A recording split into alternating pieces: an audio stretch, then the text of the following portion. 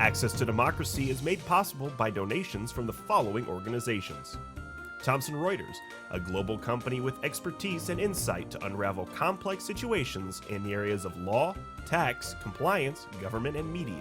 Their worldwide network of journalists and editors keep customers up to speed on relevant global events. Crutchfield Dermatology, a full-service treatment center and Medi-Spa in Eagan. Their goal is to help you look good and feel great with beautiful skin. With service built around courtesy, dignity, and respect, Mayo-trained Dr. Charles Crutchfield personally treats each patient and is acknowledged as one of the nation's best physicians. Truestone Financial, with locations in Minnesota and Wisconsin, has proudly served its members since 1939. Truestone engages, educates, and supports its members to ensure they have the tools to empower their financial well-being. Truestone Financial, your neighborhood credit union. Learn more at truestone.org.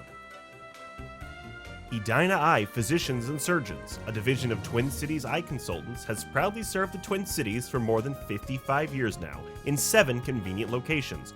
Using the most advanced technology combined with human touch, Edina Eye offers comprehensive services and dedicated specialists committed to excellence with innovative procedures and expertise for the most advanced eye care.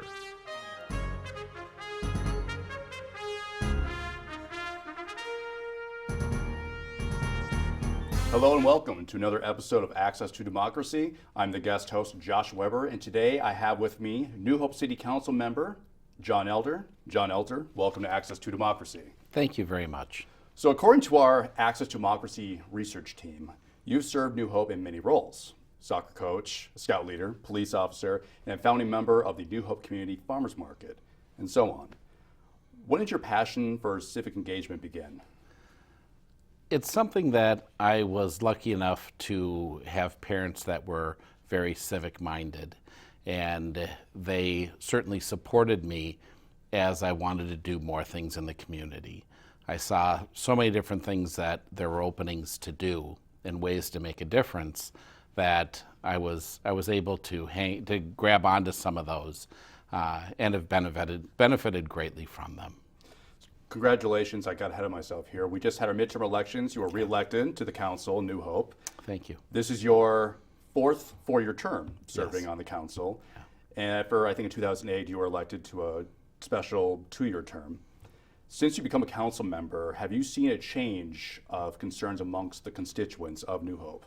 Absolutely. How so? Back when I started with the council, there wasn't a lot of community engagement. And residents seemed just to go along with or take whatever the city and the government provided. As I've gone on to be a council member, there's been far more civic engagement by city councils across the metro. And there are more requests and more demands placed on city councils and city government and cities themselves as we move forward. I mentioned before you have a background as a police officer. Yeah. Do you think this has given you a unique perspective on the public that other city officials maybe would lack? It does. I have seen all different sides of our community, sides of the community that regular city council members don't have access to. And I've seen the really, really good, and I've seen the really, really bad. I want to go back here for a second talking about your role as a council member and having a contact with the public. Have you yourself changed as a council member since 2008? Has that changed your role at all since you've been? That's a great question. I don't think so. No. I've always been one to engage with the public. People have been kind enough to elect me. People have been gracious enough to let me put a sign in their yard. The people tell us, number one, how we're doing and what they want to see, the direction they want the city to go, ideas they may have.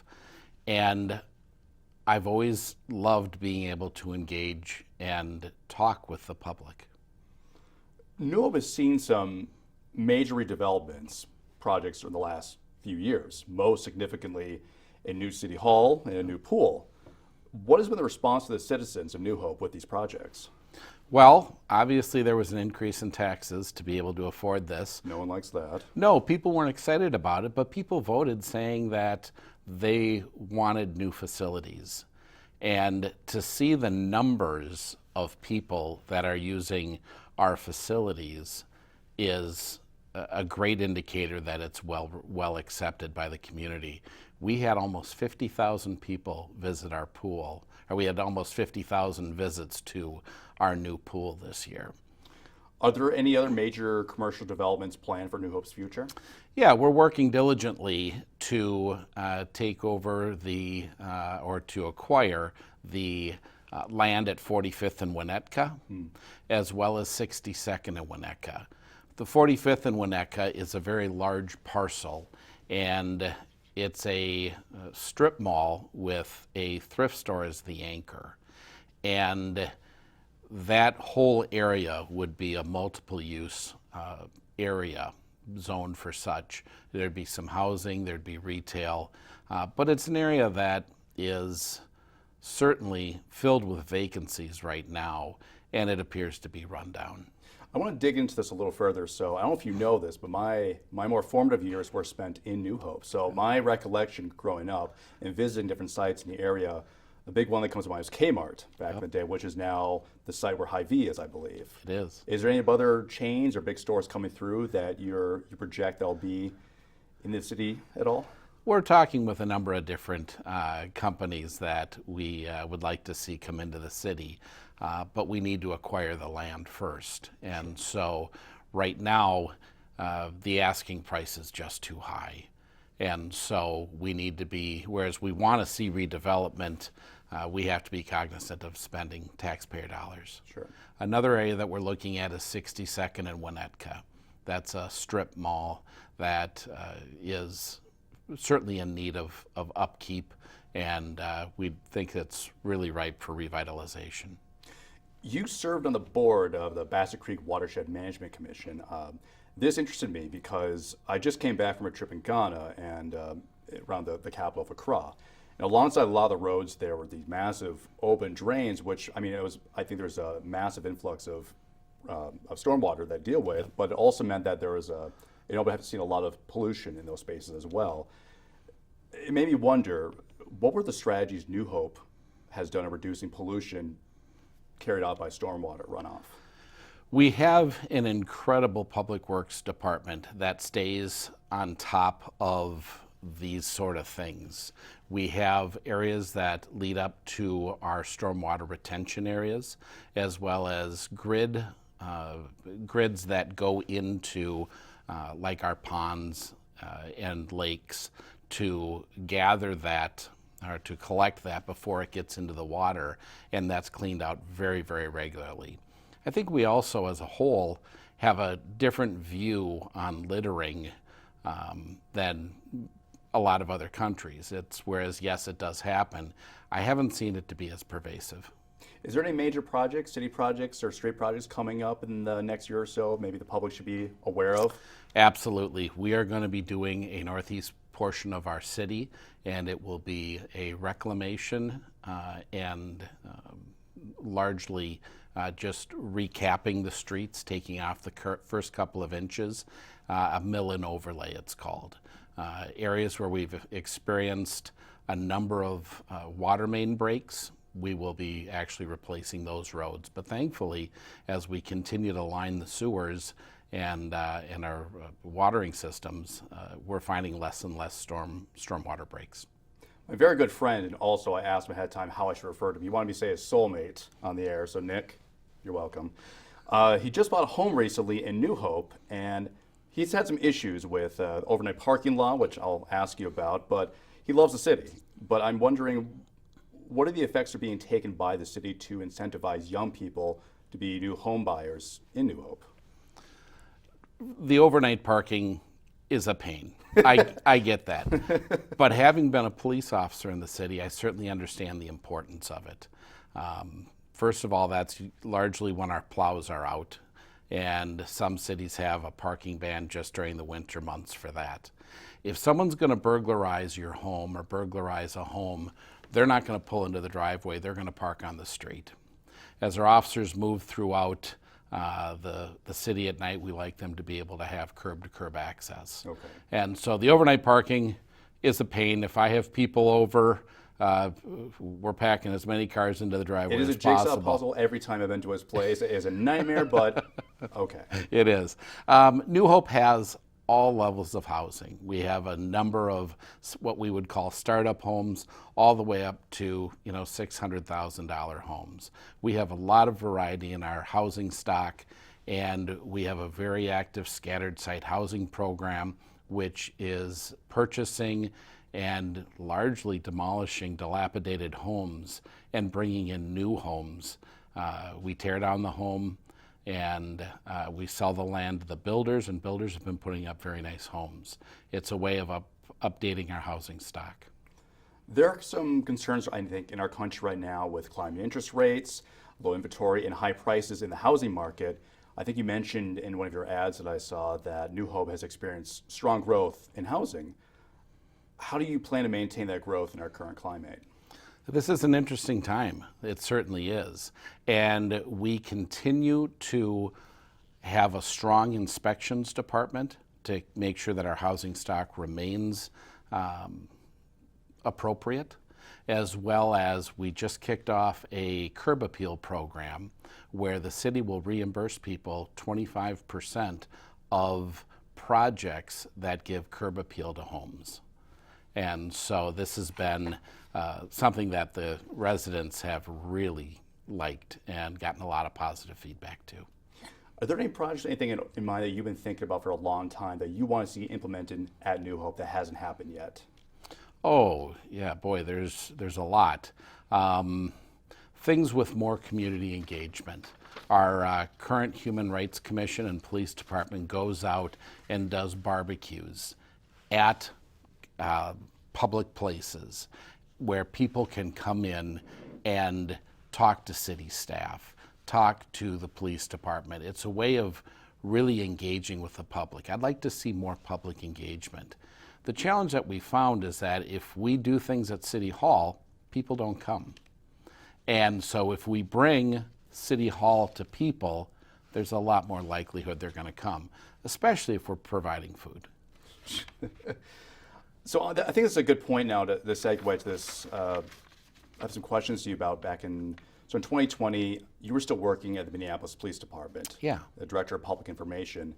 And during this time, the murder of George Floyd occurred. Yeah. And the responsibility of trying to report what happened, it fell onto you. You had to make a statement on the 26th. I was wondering if you could talk about the initial reaction your report had and what was the response? It was hideous. Yeah. I received a text message from our communication center advising that there had been a possible critical incident in the 3rd precinct and that I needed to report to headquarters. I called the Chief Maderi Arredondo, called him on his cell and said, "What do we have?" He said, "We have a possible in-custody death." I reported in. I ended up speaking with a sergeant from the 3rd precinct, the president of the Federation, Bob Kroll, and the attorney for LELS, the officers' attorneys, and said, normally when I got paged out for a critical incident, I would respond to the scene and talk to the people that were at the scene. Mm-hmm. The scene had been cleared by that time, so I was asked to respond to headquarters. So at that point, I'm trying to gather information of what had transpired. I was told that Mr. Floyd had been called on 911. The owner of Cup Foods had called 911 to report a counterfeit bill had been passed. The suspect was sitting out in a particular vehicle, and he appeared to be under the influence of a narcotic. Officers got there. At that point, we didn't get into a lot of discussion about that. He was placed into a squad car. He began to destroy the squad car, and he was taken out and laid onto the ground and went into a medical condition and went unconscious. Fire rescue arrived, realized that this in fact was a full arrest, and asked the ambulance to step it up or get there quicker. but they were already coming code 3 with lights and siren. I was notified then at 9:25 p.m. Mr. Floyd was pronounced deceased. So the statement was made on May 26th, and I think that's when you didn't have access to the body cam footage. You didn't see Correct. videos at that point. So what happened then? What was your response seeing this stuff out in the public after the police department made the statement? Did you guys think about trying to backpedal your comment to this? How would that happen then? That's a great question. Let me give you just a little bit of background on this. As I wrote my first press release, I contacted the Minnesota Bureau of Criminal Apprehension. Their investigators were already on site at headquarters, were talking and processing the officers, and I showed my press release to the BCA. And I contacted the BCA by phone, also their comms team, and said, okay, this is fine, go with it. My original had stated that man dies of possible medical incident or something to that effect while in police custody. They said, well, possible, you might want to take that out. I said, okay. I mean, it's their investigation. They have final say over what I say. Mm-hmm. But it came out under my name, and I take full responsibility. So I went out. I did 2 press conferences on it because that's standard procedure. The news wants to have video of it. So I did 2 press conferences as different groups were arriving at different times. And that was my statement. That's what I believed to be true at the time. Later, then I sent my press release out. Mm-hmm. About 2:30 in the morning, I was sitting with Chief Arredondo in his office, and he was on the phone with leaders of the African American community, calling, saying, hey, we're going to do a meeting at 10 o'clock tomorrow morning. We'll be able to go over what we know at that time, and that was just the plan. As he's doing that, it's just he and I are the only 2 from the PD left at City Hall, and I see a video that had been attached to our Facebook page, and it was the video. And the chief got off the phone, and I said, Chief, I think you need to see this. And the chief reviewed the video, and he and I watched it twice, and he said, I think I need to call in the FBI. And I said, yes, sir, I think you do. And I said, and I need to change my statement.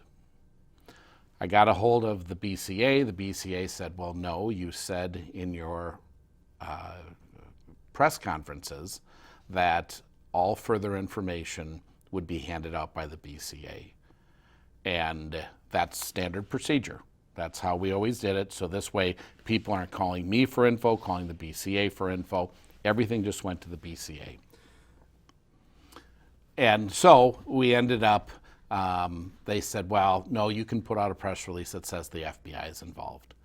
And so that was it. How soon after? Because I was doing a little research about this afterwards, because you had an interview, I believe, with the LA Times.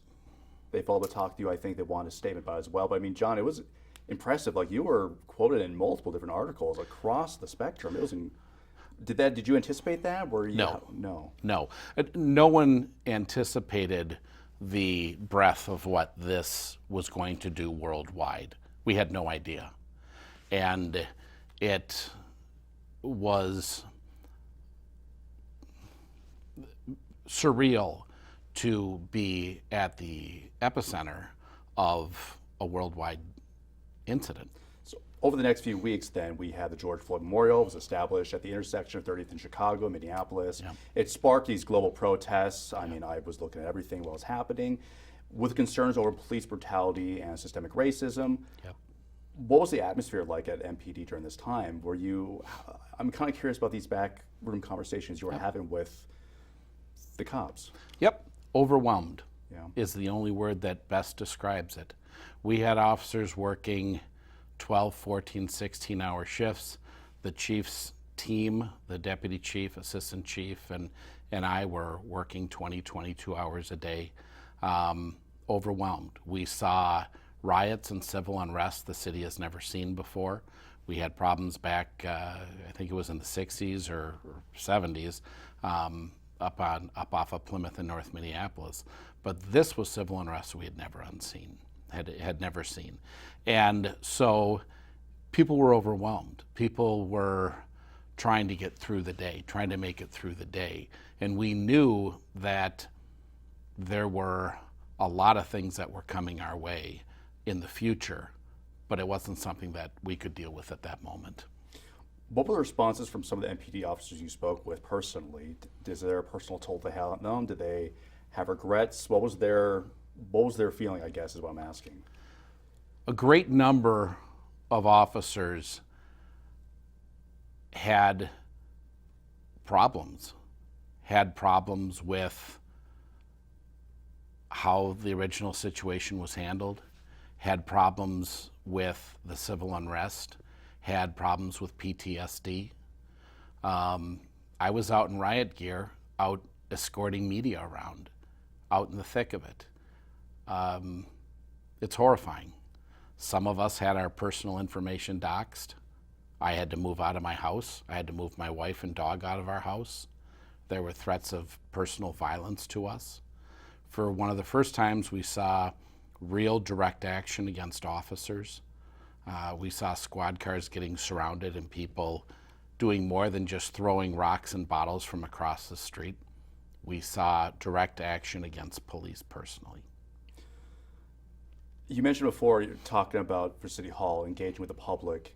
Do you think one of the remedies to seeing that civil unrest in the future to avoid that is having more engagement with officers in the public sphere? I guess public sphere is maybe the best way to put it, but closer to the citizens, I guess, in the areas where they're working. That's a great question. That's an interesting question, because under the tail end of Chief Harteau and through all of Chief Arredondo's administration, there's been an incredible amount of community engagement.